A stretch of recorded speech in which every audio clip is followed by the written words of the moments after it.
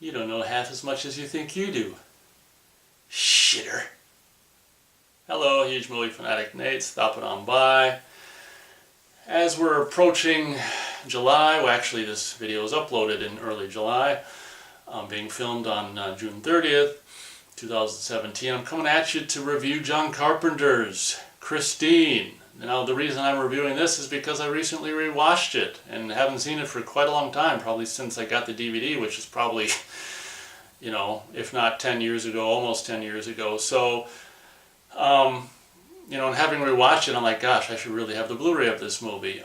This is a movie that I saw when I was just getting into horror movies. I think just probably just recently turned 12, just getting into all these horror movies. And of course, you know, I'd watch them with my dad and stuff. And of course, him being a huge fan of just old cars and that era of music as well, he you know, definitely liked this movie and wasn't objecting to you know, renting it back in the day and watching it. And I gotta tell you, from day one, when I first saw this movie, it was just like, oh my god, it was absolutely magic to me. And having revisited it, I think that, you know, when I was younger, I thought Halloween was John Carpenter's, you know, kind of masterpiece and absolutely, you know, best movie. I think Christine, you know, having revisited Christine, I think Christine really, I haven't seen all of John Carpenter's movies, but from what I've seen and what I can, you know, kind of remember about John Carpenter's movies, this one is probably at this point what I would regard to be his best movie. This thing is absolutely amazing. I think this, I want to say the producer Larry Franco or something like that, you know, may have had a hand in this movie being so great. I mean, because John Carpenter alone really isn't necessarily that great. So I want to say Larry Franco was a producer of The Thing too. I'm not 100%, but it seems like in the early 80s, like maybe with The Thing and Christine, he did a couple movies back to back that were just, you know, pretty damn great. And I'm not too sure it's really John Carpenter so much as Larry Franco or whoever is the producer of this particular movie that really makes this movie amazing.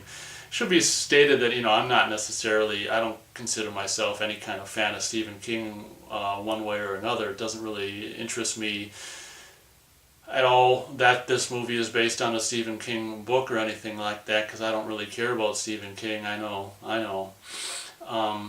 But I never really cared about him. I thought that stuff like Creepshow and stuff that he was involved in, not everything he was involved in directly, but you know, stuff like Creepshow, I thought I just don't like Creepshow like at all, and one or two, and I think a lot of stuff he was, you know, movies that he was a part of, a lot of them I just don't even like. So I don't really, long story short, I don't really care about Stephen King necessarily one way or another. But this movie, you know, just reviewing the movie is just phenomenal, and the way it starts, at, you know, just with like the credits and the revving of the car and the idling of the car during the, you know, the white on black credits is just, I don't know who the hell's, you know, idea that was, but before the movie even starts, it's genius, just with the vroom vroom, you know, the revving of the car and the idling during the credits, genius.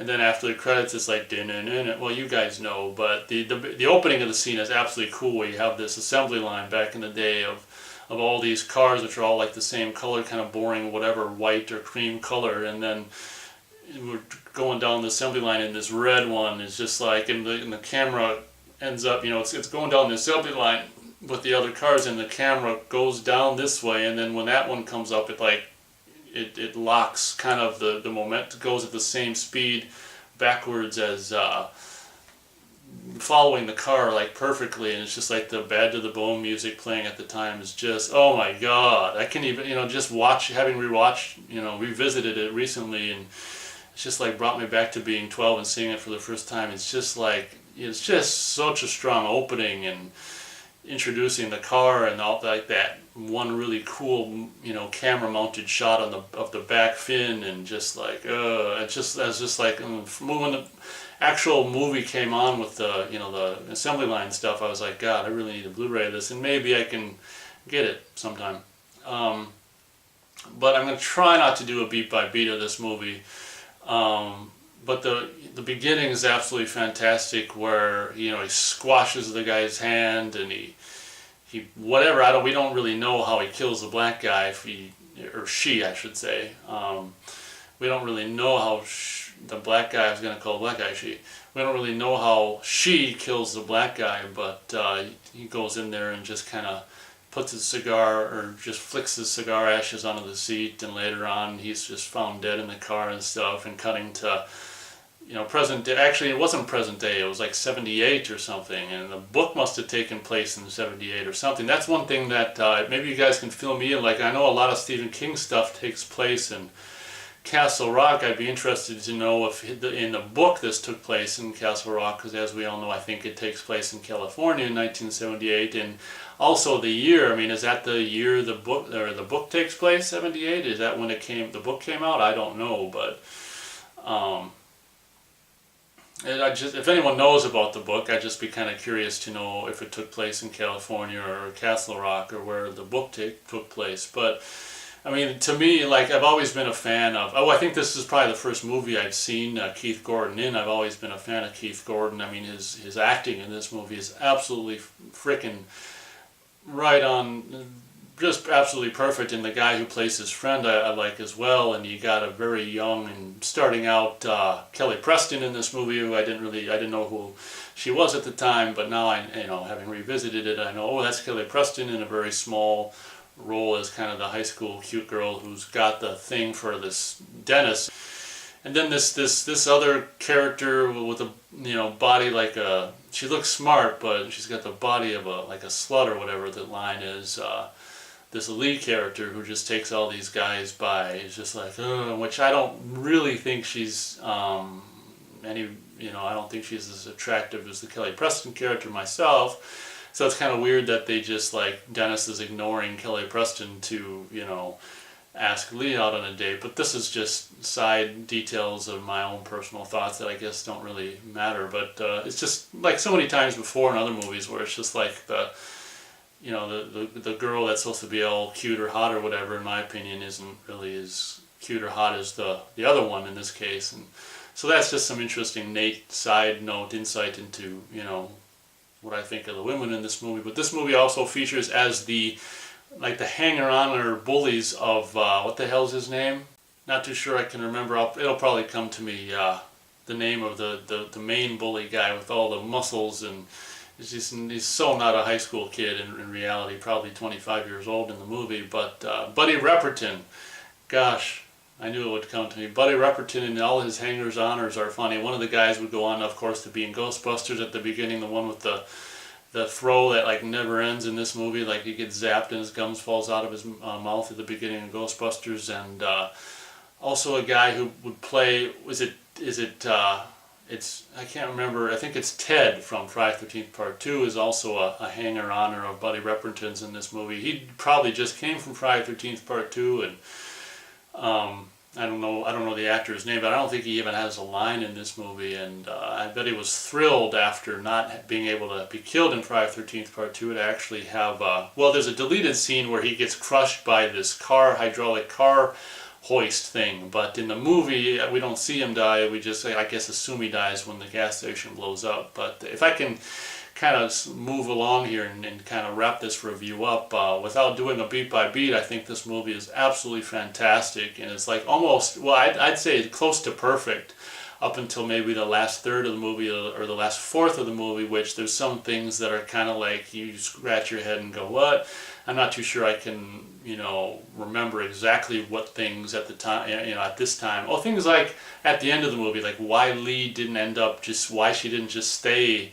Of course, I guess to make, otherwise you wouldn't be able to have this, this perilous scene with her in danger. But she should have always been in the cab of the bulldozer with Dennis the whole time, instead of like going into the office where she can easily be squashed by the car.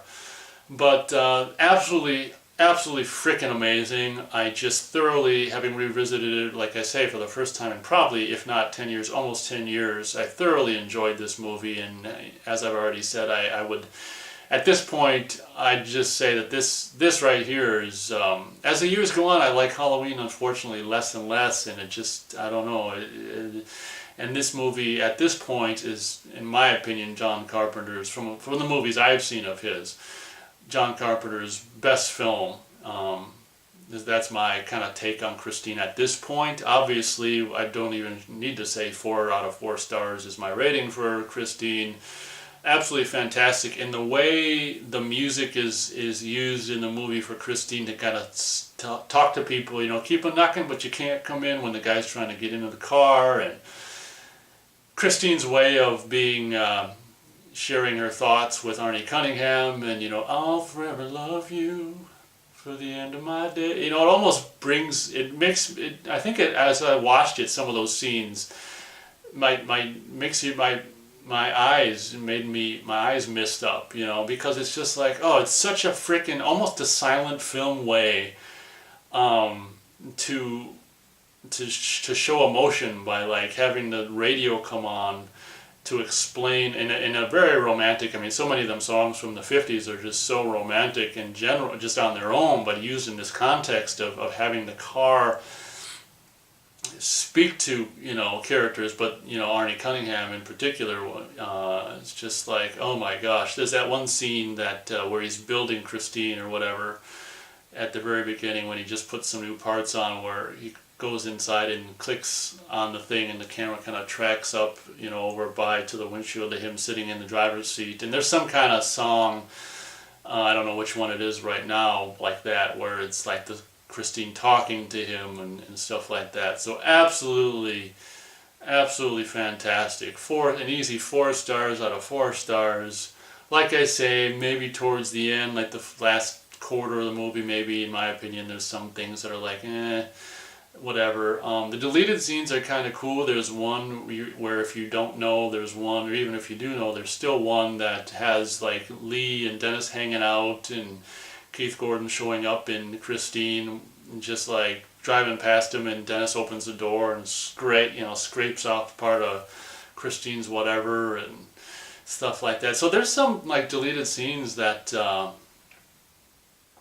you know, I almost would have left in. There's one detail which is really kind of cool, where Arnie Cunningham signs Dennis's cast, and then later on Dennis has him sign it again when Arnie's gone more into the kind of possessed by Christine thing, and like his signature has changed, and that was just like really kind of cool. And I wish they would have left that little detail in there, because that was really cool. So out of all the deleted scenes, if that one wasn't even much longer, I would have left that in there. That just shows more, not that you really needed to know anymore, but it just shows more how profoundly Christine was affecting Arnie Cunningham in that particular movie.